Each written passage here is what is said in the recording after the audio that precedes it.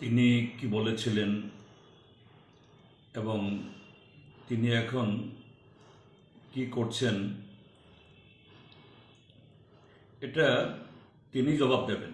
তার ব্যাখ্যা আমার পক্ষে সম্ভব নয়। তবে ত্রিপুরাজ্যের মানুষ দেখছে তিনি যে কথাগুলো বলেছিলেন এবং ত্রিপুরাজ্যের একটা মানুষ তাকে বিশ্বাস করেছেন খুব তীব্রভাবে, এবং এখনও তাদের কিছু অংশ অবশিষ্ট রয়েছে অন্ধবিশ্বাসে তাকে একেবারে ভগবানের মতো শ্রদ্ধা করে করছে। কিন্তু তার সেই যে লক্ষ্য বা তার সেই স্বপ্ন বা প্রতিজ্ঞা,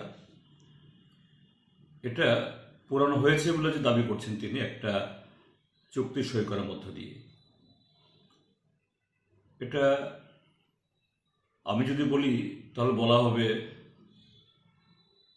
রাজনৈতিকভাবে বা অন্য কোনো কারণে আমি বিরোধিতা করছি। ত্রিপুরার রাজ্যের মানুষ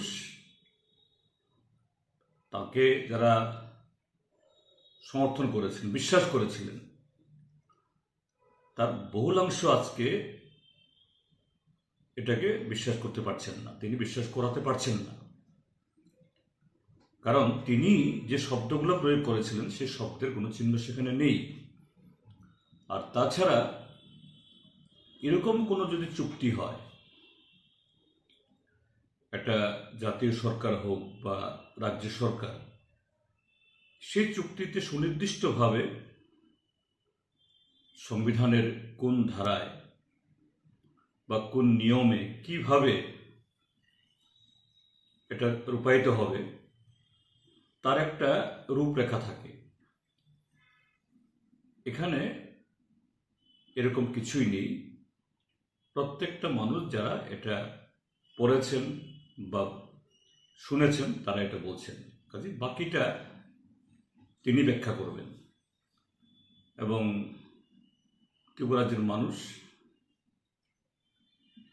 তাদের নিজস্ব বিচার বুদ্ধি অভিজ্ঞতা থেকেই তিনি হন বা যেই হন, তার সপক্ষে বা বিপক্ষে যাই বলেন, মানুষ তার নিজ গুণে